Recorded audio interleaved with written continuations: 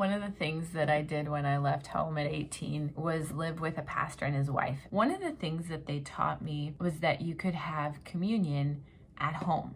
Now, I grew up in a denominational church. That was where we had communion. And if you're not familiar with what communion is, it's also called the Lord's Supper. When you take some grape juice or wine and some bread, cracker, or whatever you got, this is something that you bring before God and you just thank him for what he did for you on the cross, for how he made you, for getting you out of a mess. This is what Jesus did with his disciples before he died. He got them all together. And it says in 1 Corinthians 11, when he had given thanks, he broke it and he said, "Take, eat, this is my body, which is broken for you. Do this in remembrance of me." And in the same manner, he took the cup after he had supper, saying, "This cup is the new covenant in my blood. Do this as often as you drink it in remembrance of me. As often as you eat this bread and drink this cup, you proclaim the Lord's death until he comes." So we're sitting at the kitchen table one time. We had come home from church late one night and they were discussing some sort of issue that had come up, and it was just like, what are we gonna do? And it was just unknown. And the pastor's wife says, "Well, you know what? Let's just take communion right now." And me as an 18-year-old, in all my years, my lengthy life there, I was like, we can't take communion. We're not in church.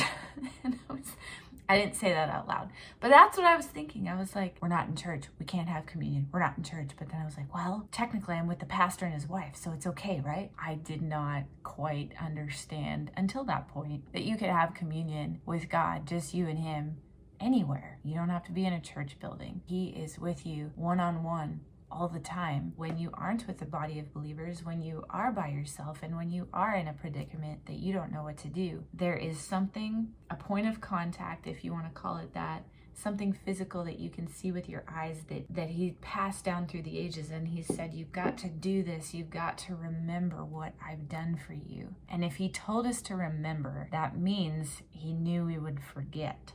So when we go through circumstances, take, for example, the last 2 years of just loveliness and wonderful rainbows and sprinkles. It's obviously been a trying time, unexpected. The future is looking who knows what. When you try and plan for 2022, what do we plan for? This came back to me today. It was the communion. That first time that I had it with my pastor and his wife, they started declaring who they were and what they had in their covenant with God. So for example, it was just like, God, we thank you that we stand righteous before you. We thank you that on the cross you paid the penalty for sin. We thank you that we are holy and without blame before you in love. We thank you that as we are in covenant with you, we know that you're our shepherd and we will not lack. You're our provider, you're our sustainer, you are everything that we could ever need, and we thank you for taking care of these situations. And anyway, they made it very vocal. And I just came to, realize that it's okay to be vocal,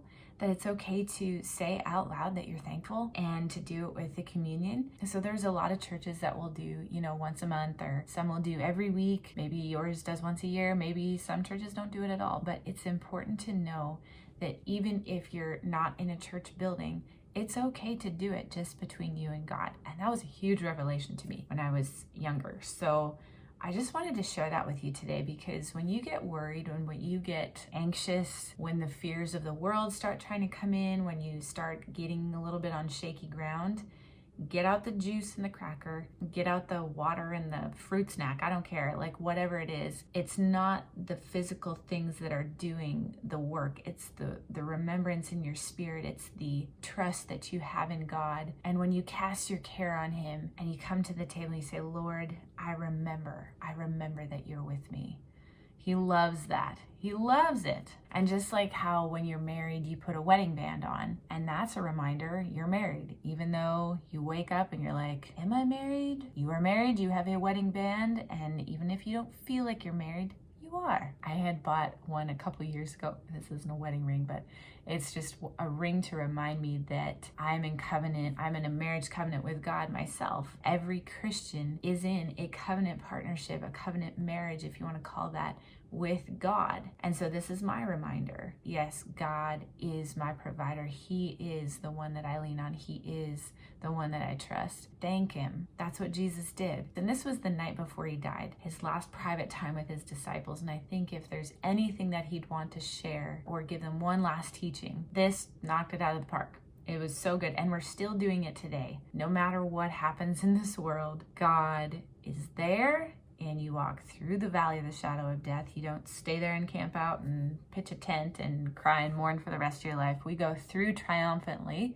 and God will lead you and walk you through the valley of the shadow of death. And so we will fear no evil. Praise God, we have a God who cares. So just try it today. Just take some communion out, take it before the Lord. You know what? You could even do it once a day for a while and see what that does in your life. I know it really helped me when I first heard of it and saw it in my pastors. They showed me an example of what it looked like to really give gratitude to God, and I'm very thankful for that. So anyway, hope you have a wonderful weekend.